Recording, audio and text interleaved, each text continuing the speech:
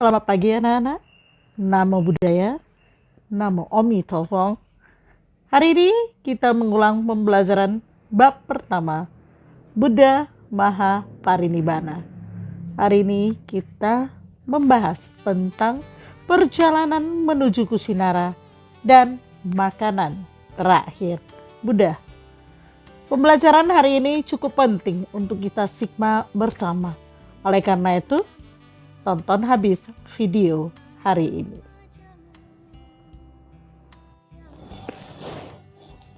Baiklah, sebelum kita memulai pembelajaran, seperti biasa, marilah kita memejamkan mata dan berdoa terlebih dahulu.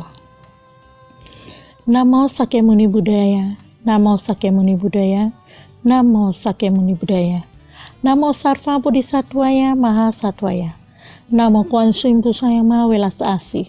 Kami beranjali dan bersyukur atas ikatan karma baik kami, sehingga memiliki kesempatan untuk belajar Dharma yang indah pada awalnya, indah pada pertengahannya, dan indah pada akhirnya.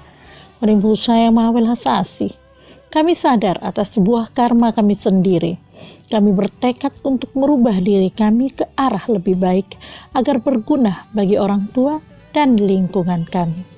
Rimpu saya yang penuh dengan prasnya, berkailah kami agar memperoleh kebijaksanaan untuk belajar Dharma hari ini, sehingga kami mampu menjadikan Buddha Dharma sebagai pedoman hidup kami sehari-hari. Semoga kami berbahagia, semoga keluarga kami berbahagia, semoga lingkungan kami berbahagia. Semoga semua makhluk berbahagia. Sadhu, sadhu, sadhu.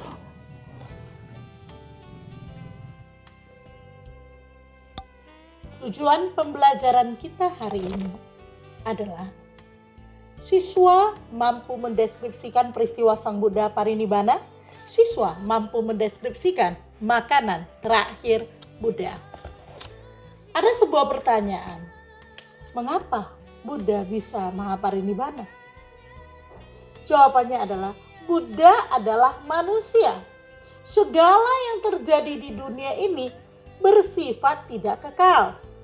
Semua yang terlahir akan mengalami muncul, berkembang, dan lenyap.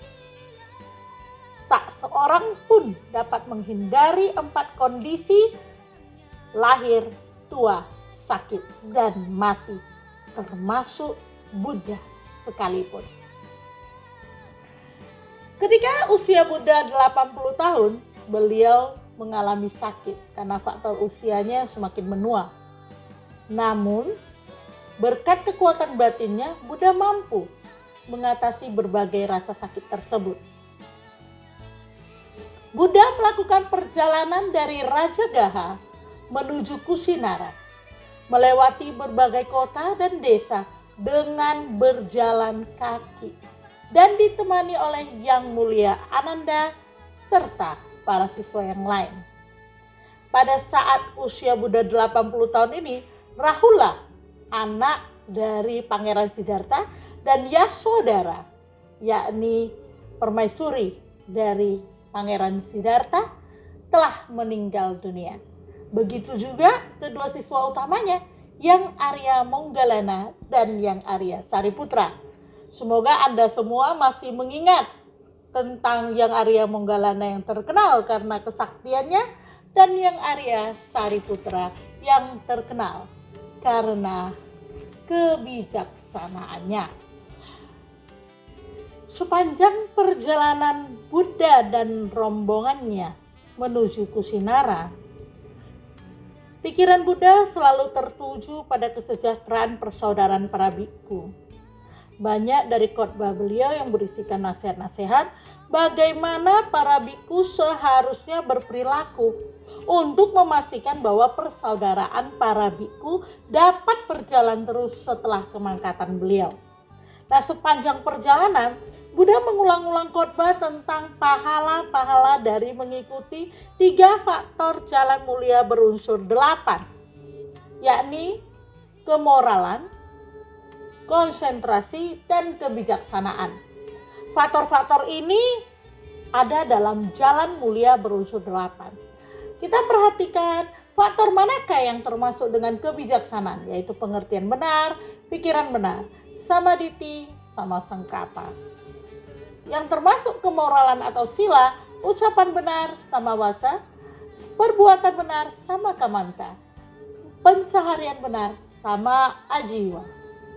Konsentrasi atau samadhi terdiri dari daya upaya benar sama wayama, perhatian benar sama sati, konsentrasi benar sama samadhi.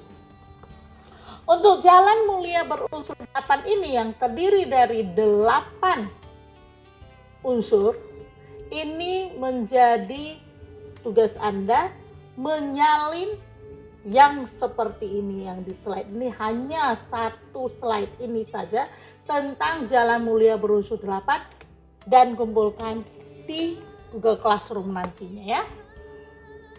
Kita lanjutkan sekarang makanan terakhir Buddha. Nah, setelah Buddha tiba di daerah Pava, beliau dan siswanya berdiam di hutan mangga milik Cunda. Cunda ini adalah putra si pandai besi. Mendengar kedatangan beliau, Cunda segera menghadap Bhaggava dan memberi sembah hormat, lalu menawarkan si Cunda ini kemudian ingin mengundang Buddha ke rumahnya untuk menerima dana makanan. Pada zaman Buddha, hal ini adalah hal lumrah ya. Umat bisa mengundang Buddha dan umatnya untuk datang ke rumah menerima dana makanan. Nah, keesokan harinya Cunda mempersiapkan makanan yang mewah dan termasuk makanan khusus yang disebut dengan Sukaramadawa. Sukaramadawa ini adalah daging lunak dicampur dengan jamur. Namun pada saat makan itu Buddha hanya mengatakan demikian, Cunda, hidangkan Sukaramadawa ini hanya kepada Sang Bhaggava, bukan untuk yang lain. Karena Sukaramadawa ini hanya dapat dicerna oleh perut Sang Bhaggava. Nah, Buddha mengetahui bahwa ada sesuatu yang tidak benar dalam hidangan tersebut. Bukan berarti tidak boleh diberi makan kepada yang lain, Buddha mau makan sendiri. Bukan. Nah, setelah Buddha mengatakan kepada Cunda untuk tidak menghidangkan Sukaramadawa ini kepada yang lain, sisanya adalah dikubur dan ditimbun dalam tanah. Nah, pada saat itu banyak orang mengatakan Buddha sakit perut karena makanan Cunda. Namun Buddha memberi pesan kepada Yang Mulia Ananda. Bila ada orang yang membuat Cunda menjadi menyesal karena telah memberi Tathagata hidangan yang membuatnya sakit, Ananda, Anda harus mengatakan kepada Cunda bahwa Anda telah mendengar langsung dari Buddha bahwa perbuatan itu keberuntungan bagi dia. Katakan padanya bahwa ada 2 macam persembahan kepada Buddha yang mempunyai pahala yang sama, yaitu persembahan makanan pada saat menjelang penerangan sempurnanya dan persembahan makanan pada saat menjelang kemangkatannya. Ini adalah kelahiran terakhir dari Buddha. Nah, Buddha mengatakan demikian kepada Ananda agar ini bisa disampaikan kepada Cunda. Nah, Sang Buddha kemudian meneruskan perjalanan ke Kusinara lebih kurang 6 mil lagi sambil berjuang melawan sakit perut yang sangat hebat. Sang Buddha tiba di hutan pohon sala di pinggiran kota. Di tempat inilah di Sungai Kuta Buddha mandi untuk terakhir kalinya. 2 macam persembahan Buddha yang tadi saya sebutkan, Anda harus mengingatnya. Lalu Buddha berkata pada Ananda, tolong siapkan tempat pembaringan untuk Tathagata dengan kepala mengarah ke utara di antara 2 pohon sala besar. Tathagata lelah dan ingin berbaring. Demikianlah sedikit kisah bagaimana Buddha tiba sampai ke Kusinara. Nah, setelah Buddha terbaring, itu perlahan-lahan Buddha masih sempat menerima siswanya yang terakhir sebelum akhirnya beliau Mahaparinibbana. Nah, untuk Mahaparinibbananya kita akan lanjutkan di session berikutnya. Kita tutup pembelajaran hari ini. Semoga Anda berbahagia.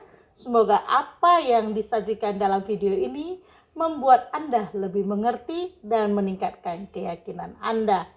Kita bertemu lagi di session berikutnya. Kita tutup dengan doa. Sampai jumpa. Baiklah, kita telah tiba di penghujung daripada pembelajaran hari ini. Mari kita tutup pembelajaran hari ini dengan doa. Karya Ta'um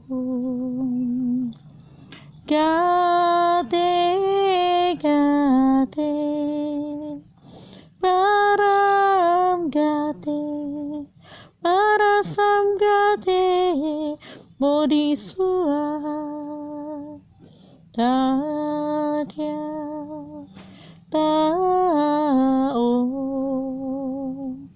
Gate Gate Param Gate Parasam Gate Bodhisua Dadya Ta'um Gate Gate Param Gate Parasam Gate Bodhisua. Semoga apa yang kita pelajari hari ini menjadikan kita pribadi yang lebih baik dan mengikis rasa loba, keserakahan, dosa, kebencian, dan moha kebodohan batin dalam diri kita. Sabisata Babantu Sukitata, semoga semua makhluk berbahagia. Sadhu, sadhu.